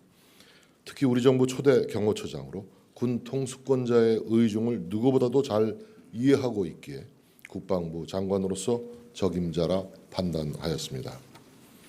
지금 국내외 안보 정세가 그 어느 때보다 엄중합니다. 안보가 곧 경제입니다. 제가 국방장관으로 임명이 된다면 통수권자이신 대통령님의 뜻을 받들어 강력한 힘을 기초로 한 확고한 안보 태세를 구축할 것입니다. 더불어민주당은 국방부 장관 후보자로 지명된 김용현 경호처장이 최상병 순직 사건 수사 외압 의혹의 피의자로 입건돼도 모자랄 인물이라며 회전문 인사의 극치이자 만행이라고 비판했습니다. 이해식 수석 대변인은 브리핑에서 김 후보자는 임성근 전 사단장 구명 로비 의혹의 배후로 지목된 인물이자 온 국민이 묻고 있는 대통령실 내선 전화번호의 비밀을 감춘 장본인이라며 이같이 지적했습니다. 이어 김 후보자 지명은 수사 외압 의혹의 진상을 끝까지 은폐하겠다는 불통선언이자 특검을 바라는 국민에 맞서는 대통령의 항명이라고 주장했습니다. 최상병 사망사건 수사 외압 의혹을 수사하는 고위공직자 범죄수사처가 윤석열 대통령의 휴대전화 통신 기록을 확보한 것으로 알려졌습니다. 공수처는 최근 윤 대통령 휴대전화 통신영장을 발부받아 기록을 확보한 뒤 분석하고 있는 것으로 전해졌습니다. 앞서 공수처는 여러 차례 윤 대통령에 대한 통신영장을 청구했다가 법원에서 기각됐는데 최근 기간을 줄인 뒤 다시 청구해 발부받은 것으로 보입니다. 김정은 북한 국무위원장이 대북 제재에도 독일 벤츠사의 신형 SUV를 새로 손에 넣은 것으로 추정되는 모습이 공개됐습니다. 최근 수해 지역을 방문하면서 애민 지도자 이미지 선전에 열을 올리고 있는 시점인데요. 타고 간 전용 열차에 최고급 신형 SUV가 실려 있었습니다. 이종원 기자입니다. 지난 주말 북한 매체들은 김정은 국무위원장이 큰 수해를 입은 평안북도 의주군을 다시 방문했다고 대대적으로 보도했습니다. 다닥다닥 설치된 이재민 천막을 직접 찾아가 아이들을 무릎에 앉히거나 끌어안으며 애민 지도자 이미지를 부각하는 데 집중했습니다. 김성은 동지께서는 몸소 구입해 오신 단과류들을 아이들에게 먹여도 주시고 귀여운 옷들을 입혀도 보시면서 아이들을 보니 정말 힘이 난다고. 김 위원장은 타고 간 전용 열차에 단상을 마련해 주민에게 연설도 했는데 당시 바로 옆 열차에 실려있던 검은색 SUV 모습이 일부 영상과 사진에 포착됐습니다. 독일 메르세데스 벤츠의 최고급 라인인 마이바흐 최신형으로 국내에선 올해 4월부터 판매된 2억 7천여만 원부터 시작하는 모델로 추정됩니다. 차량 번호판엔 727-1953이라고 적혀 있는데 북한이 6.25 전쟁에서 미국에 이겼다고 주장하는 1953년 7월 27일을 의미하는 것으로 보입니다. 김 위원장은 지난 1월에도 또 다른 최고급 벤츠 SUV를 타고 등장했고 지난 6월엔 푸틴 러시아 대통령의 공식 환영식에서 벤츠를 타고 화려한 카퍼레이드를 열기도 했습니다. 유엔 안보리 대북 제재 결의에 따라 2006년부터는 사치품, 2017년부터는 운송수단의 북한 반입은 금지돼 있습니다. 상당히 애민 지도자의 모습, 그다음에 소탈하는 모습을 연출하는 게 이번에 목적이었다고 보여지거든요. 그렇기 때문에 마이바흐 노출은 의도적이라기보다는 실수라고 볼 수가 있고요. 김정은은 마이바흐를 옆에 세워두고 주민에게 한 연설에서 한국 쓰레기들이라며 대남 비난도 쏟아냈는데 통일부는 비난의 대상을 외부로 돌리면서 민심 위반을 최소화하려는 의도로 분석했습니다. YTN 이종원입니다. 중국이 적외도 통신망인 스타링크에 맞서겠다면서 발사한 위성 탑재 로켓이 궤도에서 폭발하면서 700개가 넘는 우주 쓰레기가 사방으로 흩어졌습니다. 이미 지구 적외도가 위성과 파편으로 붐비고 있지만 이를 감시하고 통제할 관리 체계는 없습니다. 장하연 기자입니다. 지난 5일 통신위성 18개를 싣고 우주로 날아간 중국 창청 6A호. 중국판 스타링크인 저궤도 통신망 사업, 천범 성좌의 첫 번째 발사 장면입니다. 2030년까지 위성 15,000개로 위성 통신망을 구축한다는 게 중국의 계획입니다. 第一个阶段呢是1296颗星，它可以具备一个全球互联的能力，可以完全全球的一个完整的覆盖，可以提供全方位的很多样化的一个商业服务了。 그런데 위성들을 궤도에 올려놓은 직후 로켓이 폭발한 징후가 포착됐습니다. 우주 물체를 추적하는 민간 기업 레이더에 고도 800km 이하 저궤도를 떠도는 여러 파편이 잡혔습니다. 10cm 이상의 비교적 큰 파편만 300개 이상으로 추적이 불가능한 작은 파편까지 합치면 900개가 넘는 쓰레기가 흩어진 겁니다.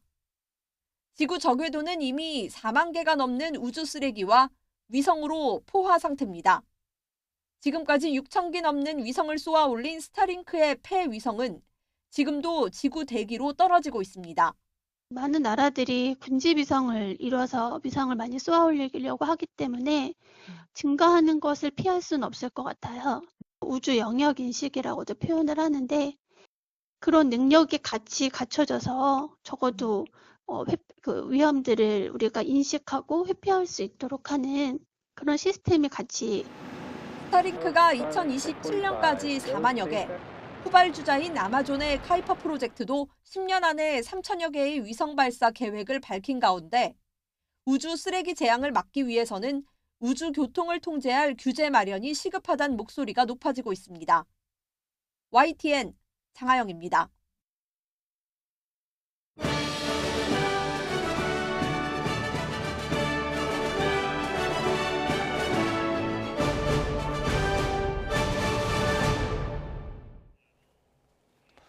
이번 파리올림픽은 전설적인 스타 선수들이 대거 나선 별들의 축제이기도 했습니다. 세계 무대를 호령했던 이들, 사실상 마지막 올림픽인 이번 대회에서 화려한 라스트 댄스를 선보였는데요. 송재인 기자입니다. NBA 살아있는 전설 르브론 제임스는 불혹의 나이에도 거침이 없었습니다. 통산 4번째, 12년 만에 다시 밟은 올림픽. 결승전의 시작을 시원한 덩크슛으로 알렸습니다. 드림팀의 5연패 달성은 이미 정해진 결과라는 듯 빛이 나는 황금색 신발을 신고 코트를 누볐습니다. 결국 4번째 따낸 메달을 힘껏 깨물어보며 금빛으로 끝난 마지막 올림픽을 한참 즐겼습니다. 남자 테니스에선 고별 무대에 오른 양대 산맥 간 라이벌전이 펼쳐졌습니다. 0대2, 패자 나달의 뜨거운 포옹을 받은 조코비치. 이후 결승까지 단 한 세트도 내주지 않고 승리 행진을 이어간 끝에 올림픽 5번째 도전 만에 그토록 그리던 금메달을 따냈습니다. 37살 최고령 기록과 함께 골든 그랜드슬램을 달성한 조코비치의 눈물이 오래도록 붉은 코트를 적셨습니다. 체조 여왕 바일스에게 파리는 긴 터널 끝에 마주한 빛이었습니다.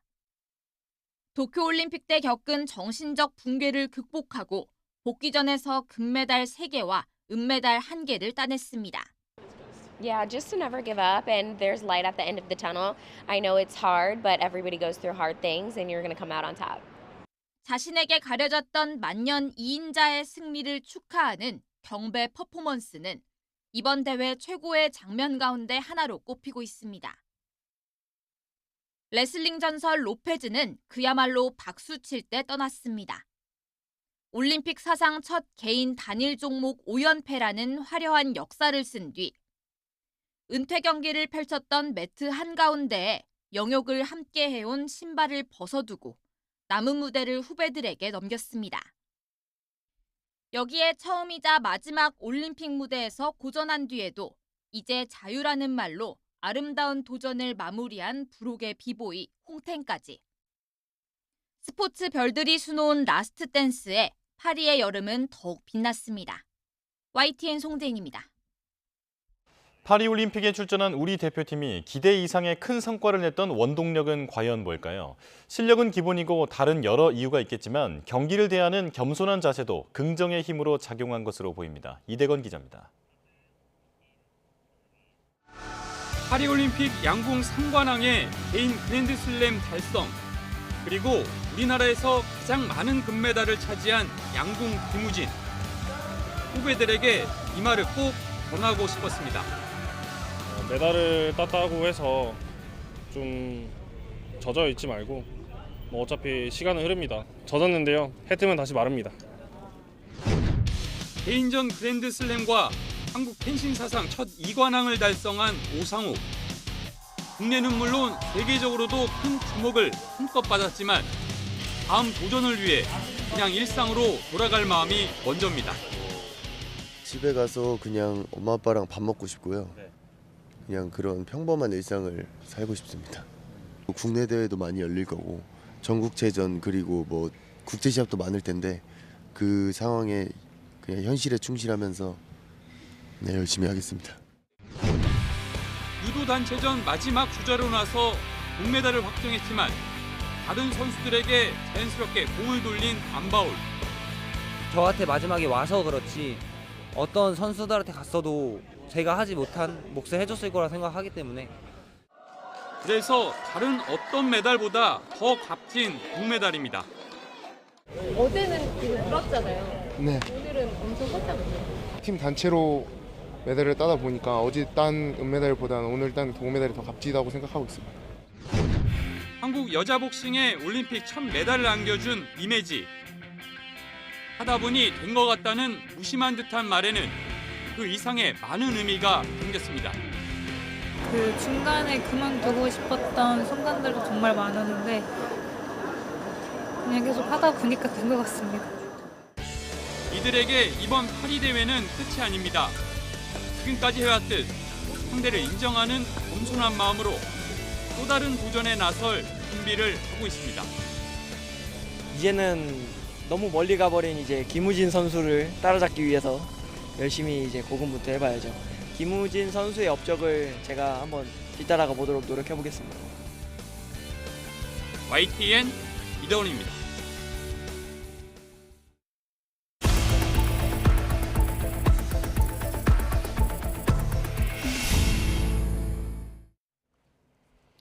네, YTN은 전체 인구의 0.5%에 해당하는 발달 장애인이 수사와 재판 과정에서 겪는 어려움을 연속 보도합니다. 그 첫 순서로 의사소통에 문제가 없어 보인다는 이유로 발달 장애인이 법적 권리를 보장받지 못하는 현실을 조명합니다. 김다현 기자입니다. 강도살인 사건으로 옥살이를 한 청년 3명이 17년 만에 누명을 벗은 삼례 나라 슈퍼 사건. 지적장애가 있거나 미성숙했던 청년들이 수사기관의 강요로 허위 자백을 했던 사실이 드러나 공분을 샀습니다. 지적장애와 자폐성 장애를 포괄하는 발달장애인은 억울하게 범죄에 연루돼도 자신의 주장을 제대로 피력하지 못하는 경우가 많습니다. 그래서 원활한 의사소통과 심리적 안정을 위해 가족 등 신뢰관계인이 형사사법 절차에 동석할 수 있다는 법 규정이 있지만 여전히 지켜지지 않는 경우가 적지 않습니다. 지적장애를 가진 홍모 씨는 지난 2월 일행과 시비 붙은 남성을 함께 폭행한 혐의 등으로 재판에 넘겨졌지만 수사 당시 신뢰관계인과 관련한 어떠한 안내도 받지 못했습니다. 발달장애가 있느냐는 경찰 질문에 아니라고 대답했기 때문인데 정작 홍 씨는 발달장애라는 단어를 알지 못할 정도의 중증 장애인이었습니다. 현행법은 장애인의 요청이 있거나 의사소통 능력이 좋지 않을 때 신뢰관계인을 동석할 수 있다고 규정하고 있습니다. 그런데 법제도에 익숙하지 않은 발달장애인이 먼저 조력을 요청하기란 현실적으로 어려울 뿐만 아니라 의사소통 능력에 대한 기준도 주관적일 수밖에 없습니다. 홍 씨의 경우 경찰에 제출한 복지카드에 지적장애라고도 명기됐던 만큼 경찰이 더 적극적으로 법적 권리를 보장했어야 한다는 지적입니다. 형식적인 교육이 아니라 실제 장애인과 비장애인을 어떻게 식별할지에 대해서 좀 세밀한 교육이 이루어져야만 이런 피해가 발생하지 않지 않을까라는 생각이 듭니다. 국가인권위원회도 의사소통이 가능하다는 이유로 발달장애인에게 형사사법 절차상의 편의를 제공하지 않은 것은 차별이라고 판단했지만 장애에 대한 이해 부족과 무관심으로 현실은 크게 달라지지 않았습니다. YTN 김다현입니다. 네, 당근의 명산지죠. 제주 구좌읍에서 폭염에 당근이 싹이 틔우지 않는 피해가 나고 있습니다. 한 달 가까이 비가 오지 않아서 발화가 안 되는 건데요. 농민들은 물을 구하느라 진땀을 쏟고 있습니다. 고재영 기자가 현장을 다녀왔습니다. 당근 씨를 뿌린 밭이 누렇습니다. 지금쯤이면 싹이 나 푸른 줄기가 땅 위로 모습을 보여야 하지만 구경조차 할 수 없습니다. 당근 파종이 90%가량 끝났지만 발화가 안 된 곳이 많아 재파종해야 하는 농가가 늘고 있습니다. 지난달 22일 이후로 비가 내리지 않는 데다 무더위에 땅이 바싹 말라 당근 발화에 필요한 수분이 모자라기 때문입니다. 농민들은 발화에 필요한 물을 구하느라 전쟁 아닌 전쟁을 치르고 있습니다. 한 번 지나가면은 갔다 온 동안에 다시 몰라버려. 그러니까 사람 이거 쉴 시간이 없어. 정신도 뭐 아장도 뭐 갖고 다녀. 물을 담아둔 곳마다 물을 채워가기 위한 차들이 줄을 서 있습니다. 밭에 농업용수가 연결돼 있어도 농가마다 사용량이 많아 골고루 쓰기에는 턱없이 모자랍니다. 구자업 지역 지하수 관정 50여 곳에서 하루 5,600톤의 물이 공급되는데도 역부족입니다. 지난주부터 제주도와 농협 등이 지원에 나서 한국농어촌공사 저수지 농업용수도 사용하고 있습니다. 관계당국은 이곳 저수지에 있는 농업용수를 대형 차량을 이용해 농민들에게 하루 2,600톤씩 추가로 공급하고 있습니다.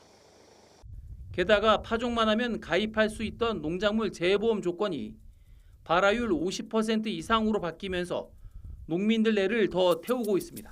수분이 없거든요. 그러면 발화가 안 돼요. 그러면 농작물 재해보험 들기 전에 지금 재해를 받고 있는데도 하나 필요가 없는 그런 보험이 되어버리는 거죠. 오영훈 제주지사는 구자업을 찾아 피해 지역을 둘러보고 농작물 재해보험 가입 조건에 대해서 정부와 협의하겠다고 밝혔습니다. 가뭄 상황이 지속됐을 때는 농민들의 피해가 불을 보듯 뻔한데 현행 지침상으로는 보험 적용이 제한되게 되어 있는데 이 문제는 농식품과 함께 해결할 방법을 모색하도록 하겠습니다. 당분간 가뭄에 가래 충분한 비 예보가 없어 농민들의 고심이 이어질 것으로 보입니다. YTN 고재영입니다. 최근 정부가 극한 홍수와 가뭄에 대응하기 위해서 전국 14곳에 댐 건설을 추진하겠다고 발표했는데요. 일부 후보지는 환영하고 있지만 저수 용량이 가장 큰 댐이 건설되는 강원 양구 지역 주민들은 강력히 반대하고 있습니다. 홍성욱 기자가 취재했습니다. 깊이를 알 수 없는 검푸른 연못, DMZ 수문비경 국가지질공원으로 인증된 양구 두타연입니다. 두타연은 양구 수입천과 연결됩니다. 정부 발표대로 저수 용량 1억 톤에 달하는 수입천 댐이 건설되면 두타연은 스물됩니다. 양구 주민들이 댐 건설에 반대하며 집회와 기자회견을 이어가는 이유입니다. 강원 양구 지역은 소양강댐과 화천댐, 평화의 댐으로 둘러싸인 곳. 댐 건설로 지역 단절과 주민 교통 불편이 이어졌고 각종 규제로 개발도 여의치 않습니다. 추가로 수입천 댐이 건설되면 두타연과 같은 관광지는 물론 천연기념물 산양, 사양로루, 열목어 서식지도 사라집니다. 수해나 가뭄을 겪는 곳도 아니다 보니 주민들은 정부 결정을 이해할 수가 없습니다. 육지 속에 섬으로 전락한 양구에 또 댐이 건설된다는 것은 양구 군민들을 호수에 갇혀 죽어가는 것과 다르지 않습니다. 환경부는 수입천 댐 건설로 공업용수 확보, 홍수 대비 효과가 분명하다고 강조했습니다. 이어 댐 건설 예정지는 민간인 통제선 이북 지역으로 민가 수몰이 발생하지 않고 댐에서 직접 취수도 하지 않아 상수원 보호구역 등 규제도 없다고 설명했습니다. 무엇보다 주민 의견을 수렴하고 공감대를 형성하기 전까지 댐 건설을 추진하지 않겠다고 약속하고 발표한 14개 댐을 반드시 모두 건설해야 하는 것은 아니라고 밝혔습니다. 주민 의견 수렴과 공감대 형성 등이 이루어지지 않은 상태에서는 강제적으로 댐 건설과 관련된 절차는 추진하지 않겠다는 점을 분명히 말씀드리겠습니다. 찬성과 반대가 교차하는 전국 14곳 댐 건설 후보지 가운데 강원 양구를 비롯해 충북 단양과 전남 화순군은 현재 강한 반대 입장을 보이는 상황. 반대 주민들은 댐 건설 백지화를 요구하고 있어 정부가 어떤 대안을 내놓을지 관심이 쏠리고 있습니다. YTN 홍서욱입니다. 게임사 그라비티가 신작 미렌 천년의 여정으로 첫 서브컬처 게임에 도전합니다. 이번 게임은 마녀와 이들이 부리는 소환수인 성은을 중심으로 한 독창적인 구성과 고품질 그래픽, 최대 12명의 캐릭터가 동시에 출전하는 차별화된 전투 시스템의 특징입니다. 그라비티는 어제 오후 서울 송파구 롯데월드타워에서 미디어 간담회를 열고 게임 소개와 함께 출시 준비 과정을 공개했습니다. 미렌 천년의 여정은 오는 20일 구글 플레이와 애플 앱스토어를 통해서 정식 출시될 예정입니다.